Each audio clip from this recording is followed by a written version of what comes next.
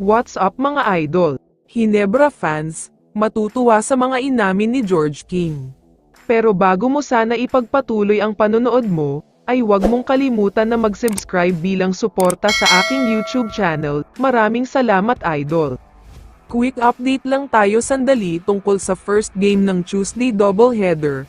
Nakuha ng rain or shine ang kanilang ika-6 na panalo, matapos lang naman nilang tinambakan ang wala pa ring panalo na Phoenix.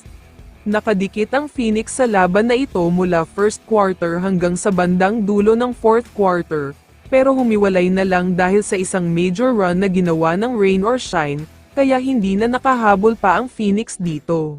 Pero teka, bago tumuloy sa video, gusto mo bang mag-enjoy habang nanunood ng paborito mong sports? Subukan ang BetVisa.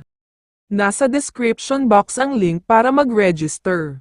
Maraming laro na pwede kang kumita ng totoong pera. May 200% bonus pa, mag-top up ng 1,000 pesos at makakakuha ka ng 2,000 pesos. Ganyan kaganda sa BetVisa, siguradong mag-e-enjoy ka talaga dito. Kaya ano pang hinihintay mo, mag-BetVisa na. Samantala, lumipat na tayo sa naging round 2 sa pagitan ng Blackwater Bossing at Barangay Hinebra. Isang mainit na simula sa Blackwater dahil umabot agad sa 6 points ang kalamangan nila, slow start ang Hinebra dito. Pero biglang isang nakakagulat na run ang ginawa ng Hinebra, kaya ang naghahabol ay biglang nakakuha na ng kalamangan. Ang mas nakakagulat pa dito ay umabot sa 14 points ang lamang nila sa pagtatapos ng first quarter.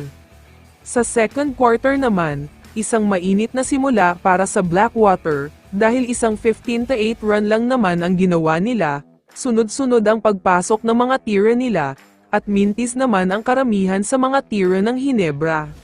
Pero sa gitna naman ng quarter na ito, naramdaman na ng Blackwater ang init ng shooting ng Hinebra, kaya naman ang 10 points na kalamangan ay biglang lumobo na sa 17 points, grabe din ang ginawa ni Stephen Holt dito.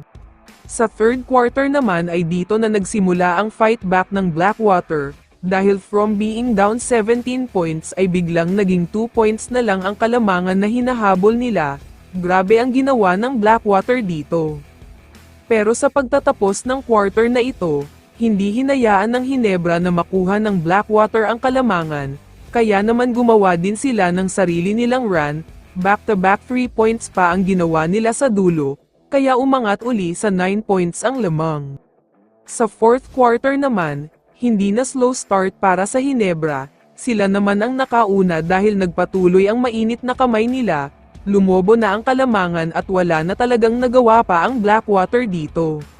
Kaya pagkatapos ng game, sinabi ni George King na akala daw niya, makakadalawa sila sa Hinebra, pero hindi daw niya inasahan na ganito pala ang laro ng Gin Kings. Sobrang lakas at napakatindi daw talaga, bilib na bilib daw talaga siya.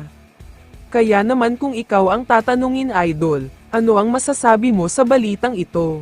I-comment mo naman ang sagot mo sa tanong na ito. So dito na nagtatapos ang video na ito. Maraming salamat sa pagsuporta at panonood mga idol. Ingat at bye-bye.